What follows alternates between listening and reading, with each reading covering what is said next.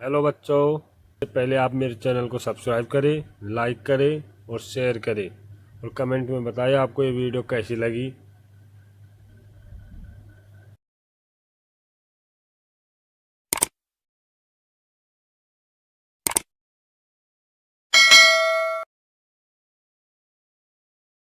एक बार की बात है। एक गांव में रोनी और रिया नाम के पति पत्नी रहा करते थे। दोनों की नई नई शादी हुई थी। रोनी और रिया एक दूसरे से बहुत प्यार करते थे। एक अमावस वाली रात रोनी उठता है और घर के बाहर निकल जाता है। रिया भी उठ जाती है, पर डर के मारे कुछ नहीं बोलती। ये रोनी हर अमावस को ना जाने कहाँ चले जाते हैं। अगर इन्होंने अपनी कसम ना दी होती तो मैं जरूर पूछती। रिया रात भर बेड पर यूं ही बेचैन लेटे लेटे रोनी का इंतजार करती रहती है। अगली सुबह रोनी घर वापस आता है, लेकिन रिया रोनी से कुछ नहीं बोलती। एक दिन रिया रोनी से बोलती है, रोनी, तुम अमावस की रात कहाँ जाते हो? इसके बारे में क्यों नहीं बताते? मैं आखिर पत्नी हूँ तुम्हारी, मुझे जानने का हक है। लेकिन रिया की बात सुनकर रोनी को गुस्सा आ जाता है और वो रिया को डांट देता है। रिया, मैंने तुमको शादी से पहले भी बोला था कि तुम मुझसे अमावस की रात के बारे में कुछ नहीं पूछोगी, ना ही कोई सवाल करोगी। अगर तुम्हें मेरे साथ रहना है तो रहो, नहीं तो चली जाओ। रोनी को यूं गुस्से में देखकर रिया डर जाती है और वहां से चली जाती है। लेकिन उसके मन में रोनी की बात घर कर जाती है। तुम कुछ भी कहो रोनी, मैं अमावस की रात का रहस्य जानकर रहूंगी। धीरे धीरे समय बीत जाता है और अमावस की रात फिर से आ जाती है। रात के समय कुत्ते जोर जोर से भौंकने लगते हैं। हवाएं जोर जोर से चलने लगती हैं। रिया भी आंखें बंद कर सोने का नाटक करने लगती है। रोनी रात में उठता है और दरवाजा बंद कर बाहर निकल जाता है। रिया भी उसके साथ उठ जाती है। आज मैं जानकर ही रहूंगी कि ऐसा क्या है इस मनहूस अमावस की रात में। ऐसा कहकर रिया रोनी का पीछा करने लगती है। रोनी चलते चलते एक गुफा के अंदर घुस जाता है। रिया भी पीछे पीछे वहां तक आ जाती है और गुफा के अंदर झांकती है। गुफा में बहुत अंधेरा होता है। अरे बाप रे, गुफा में तो बहुत अंधेरा है। ये रोनी इतनी अंधेरी गुफा में क्या कर रहा है? तभी उसे रोनी के तड़पने की आवाज आती है। रोनी की आवाज सुनकर रिया से रहा नहीं जाता और वो डरते डरते उस अंधेरी गुफा में घुस जाती है। जैसे ही वो थोड़ा आगे जाती है, वहां रोनी अकेला खड़ा तड़प रहा होता है। रिया डर के मारे वहीं छुप जाती है। ये रोनी को क्या हो रहा है? ये क्यों क्यों तड़प रहा है? रोनी की आवाज बदलने लगती है और वो कुत्ते की तरह रोने लगता है और उसका शरीर भी धीरे धीरे बदलने लगता है। ये देखकर रिया की हालत खराब हो जाती है और वो बहुत डर जाती है। अरे बाप रे, ये तो इंसान से कुत्ता बन रहे हैं, वो भी इतना डरावने। इधर कुत्ता बनने के बाद रोनी गुफा से बाहर निकल जाता है और रोड पर घूमने लगता है। तभी उसे लखन नाम का एक शराबी दिखता है। रोनी उसके पास जाता है। तू ही अपुन का सच्चा दोस्त है। इतनी रात में अपुन अकेले घूम रहा है, लेकिन साथ सिर्फ तू दे रहा है। ले दारू पी मेरी जान और जिंदगी के मजे ले। लेकिन कुत्ता लखन को देख गुस्से से गुर्राने लगता है। इस बात पर लखन को गुस्सा आ जाता है। अबे शराबी, समझा क्या अपुन को? एक तो तेरी औकात से महंगी दारू दे रहा अपुन, ऊपर से अपुन को इच घुर्रा रहा है। चल भाग यहाँ से।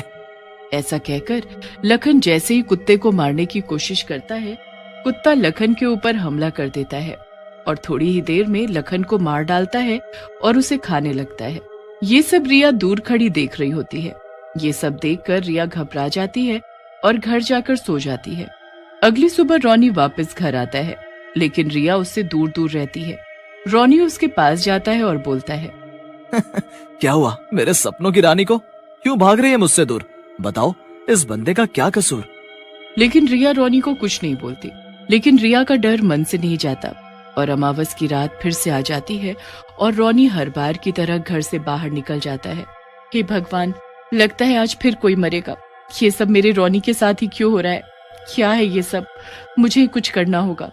उधर हर अमावस के बाद मिल रही लोगों की कटी फटी और खाई हुई लाशों से गांव वाले बहुत घबरा जाते हैं। एक दिन रिया टीवी देख रही होती है, तभी उसे टीवी में भी वही सब दिखता है। टीवी पर का पत्रकार बोल रहा होता है, चैन से सोना है तो हमारा चैनल देखिए। एक शैतान जो हर अमावस को मारता है गांव वालों को और फिर खा जाता है उनका सर। कौन है ये? इसे ढूंढ कर रहेगा हमारा चैनल वंडर ऑफ स्टोरीज। ये न्यूज देखकर रिया घबरा जाती है और बोलती है, हे भगवान, ये तो वंडर ऑफ स्टोरीज चैनल पर भी आ गया। यहाँ के रिपोर्टर तो बहुत तेज हैं। इससे पहले इन्हें रोनी के बारे में कुछ पता चले, मुझे रोनी को इस मुसीबत से निकालना होगा।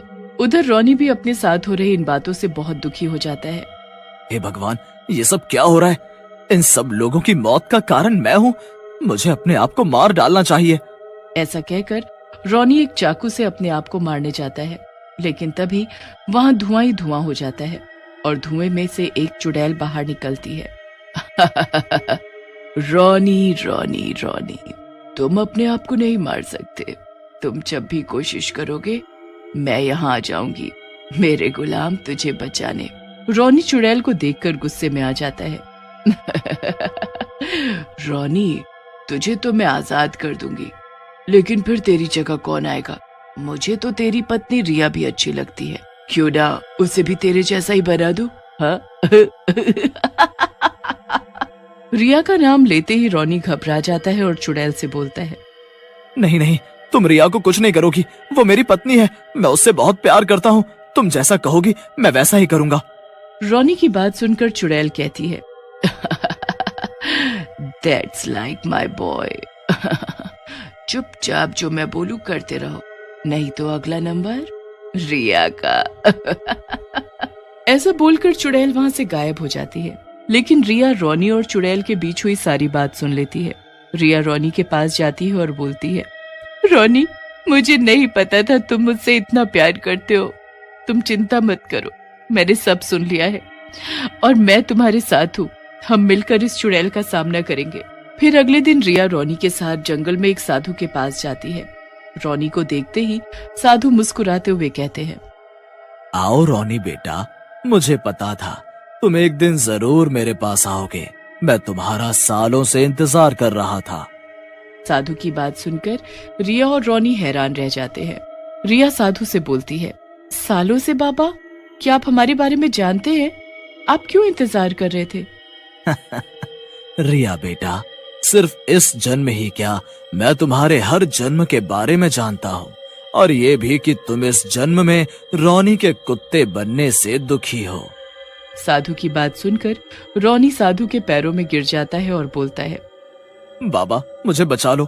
वो चुड़ैल न जाने कहां से आ गई और मुझे कुत्ता बना दिया है। वो हर अमावस को मेरे हाथों निर्दोष लोगों को मरवाती है। मुझे बचा लो बाबा। बेटा, वो पिछले जन्म में तुमसे प्यार करती थी, लेकिन तुमने उसे ठुकरा दिया था और उसने आत्महत्या कर ली थी। तब से वो चुड़ैल बनकर तुमसे बदला ले रही है। लेकिन बाबा, अब क्या होगा? हम उस चुड़ैल के चंगुल से आजाद होना चाहते हैं। कोई रास्ता बताओ बाबा।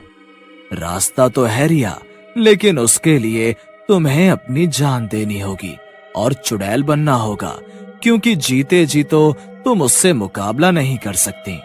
साधु की बात सुनकर रोनी घबरा जाता है और बोलता है, नहीं नहीं बाबा, मैं ऐसा नहीं कर सकता। कोई बात नहीं, मुझे मर जाने दो। तभी वहाँ धुआं धुआं हो जाता है और चुड़ैल वहाँ आ जाती है। तुम इस बुढ़े से मदद लेने आए हो? कुछ नहीं कर सकता ये पाखंडी बुढ़ा। आज तेरी रिया तो गई रोनी। लेकिन तभी वहाँ एक चुड़ैल और आ जाती है और पहली चुड़ैल को देख देख कर हंसने लगती है। मेरे रहते तू मेरी रोनी को छू भी नहीं सकती। अपनी बेइज्जती देखकर चुड़ैल दूसरी चुड़ैल से लड़ने लगती है, लेकिन दूसरी चुड़ैल बहुत ताकतवर होती है। वो कुछ ही देर में चुड़ैल को मार डालती है। तू मेरे जीते जी कुछ नहीं कर पाएगी मेरे रोनी का।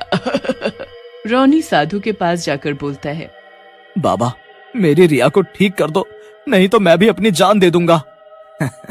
तुम चिंता मत करो बेटा, जाओ और अपना और अपनी पत्नी का ख्याल रखो। ऐसा कहकर बाबा चुड़ैल बनी रिया के ऊपर पवित्र गंगा जल छिड़क देते हैं। रिया एकदम से ठीक हो जाती है और साधु बाबा भी वहां से गायब हो जाते हैं।